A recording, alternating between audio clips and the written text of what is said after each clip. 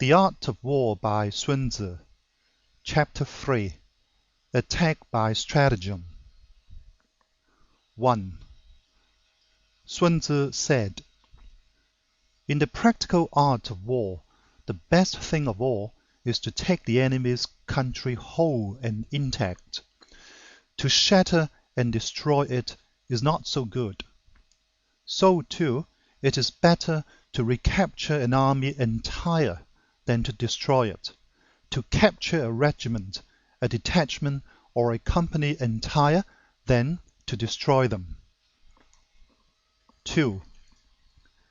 Hence to fight and conquer in all your battles is not supreme excellence. Supreme excellence consists in breaking the enemy's resistance without fighting.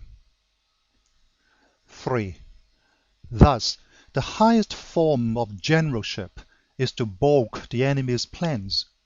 The next best is to prevent the junction of the enemy's forces.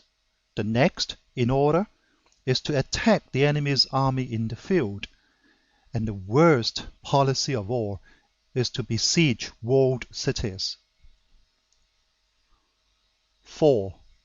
The rule is not to besiege walled cities if it can possibly be avoided.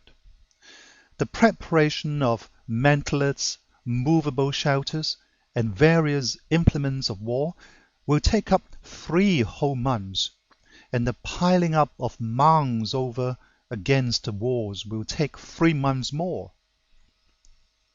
5. The general, unable to control his irritation, will launch his men to the assault like swarming ants, with the result that 1/3 of his men are slain, while the town still remains untaken. Such are the disastrous effects of a siege. 6. Therefore, the skillful leader subdues the enemy's troops without any fighting.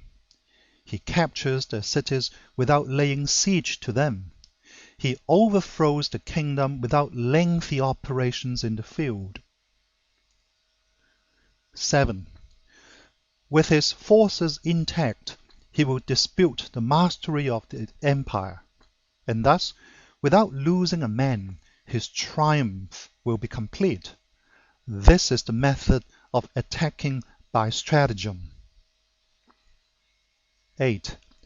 It is the rule in war, if our forces are 10 to the enemy's 1, to surround him; if 5 to 1, to attack him; if twice as numerous, to divide our enemy into 2. 9. If equally matched, we can offer battle. If slightly inferior in numbers, we can avoid the enemy. If quite unequal in every way, we can flee from him. 10. Hence, though an obstinate fight may be made by a small force, in the end it must be captured by the larger force. 11. Now the general is the bulwark of the state. If the bulwark is complete at all points, the state will be strong. If the bulwark is defective, the state will be weak. 12. There are 3 ways in which a ruler can bring misfortune upon his army. 13. 1. By commanding the army to advance or to retreat, being ignorant of the fact that it cannot obey. This is called hobbling the army. 14. 2. By attempting to govern an army in the same way as he administers a kingdom, being ignorant of the conditions which obtain in an army. This causes restlessness in the soldiers' minds. 15. 3. By employing the officers of his army without discrimination, through ignorance of the military principle of adaptation to circumstances. This shakes the confidence of the soldiers. 16. But when the army is restless and distrustful, trouble is sure to come from the other feudal princes. This is simply bringing anarchy into the army and flinging victory away. 17. Thus, we may know that there are 5 essentials for victory. 1.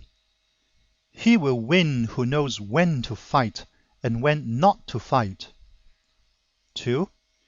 He will win who knows how to handle both superior and inferior forces. 3. He will win whose army is animated by the same spirit throughout all its ranks. 4. He will win who, prepared himself, wakes to take the enemy unprepared. 5. He will win who has military capacity and is not interfered with by the sovereign. 18. Hence the saying, if you know the enemy and know yourself, you need not fear the result of 100 battles. If you know yourself but not the enemy, for every victory gained, you will also suffer a defeat. If you know neither the enemy nor yourself, you will succumb in every battle. End of chapter 3.